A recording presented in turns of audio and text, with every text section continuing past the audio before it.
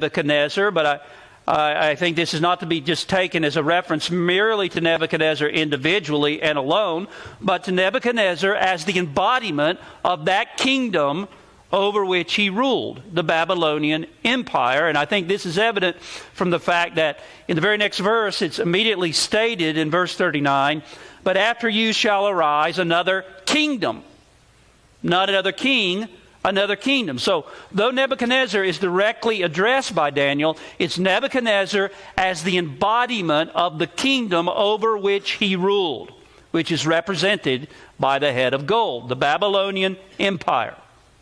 And then notice, secondly, Daniel highlights the greatness and the magnitude of Nebuchadnezzar's kingship and kingdom. Verse 37a, he says, "You, O king, are a king of kings." And that was a common way of referring to someone who is a supreme monarch, or one who is a king who has other kings under him as tributaries. And indeed, at that time, Nebuchadnezzar was the most eminent of the kings of the earth, and the Babylonian Empire exercised supreme authority over many nations that had once been independent kingdoms themselves. Daniel goes on to say in verse 38, "And wherever the children of men dwell, or the beasts of the field and the birds of the heaven, He, God, has given them into your hand and has made you ruler over them all." Now again, this is a common way of referring to a world empire. It is true that the kingdom of Babylon did not literally hold sway over the whole earth, but it did hold sway over what was the known world at that time. And then you'll notice the third thing is Daniel points out to Nebuchadnezzar that his authority and his kingship had been given to him by God. Look at what Daniel says in verse 37. "You, O king, are a king of kings, for the God of heaven has given you a kingdom, power, strength, and glory." Nebuchadnezzar, you hold your title. Your empire holds its sway, not by virtue of any innate wisdom or power that is in you, but because the God of heaven has given this to you. The one and only true God has ordained it, and He has given it to you.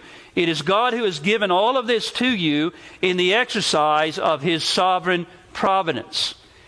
And you'll notice that here we see again this note that is constantly being struck throughout this book. We've already seen it a number of times in these first two chapters, and that note is the absolute sovereignty of God. God is in control. Over and over in this book, we're brought back to that, as we already have several times in our study. Well, so much for the head of gold. Let's consider now, secondly, the chest and arms of silver in their interpretation. As Daniel relates the dream in verse 32, he says, "This image's head was of fine gold, its chest and arms of silver." And then picking up at verse 39a, he gives the interpretation.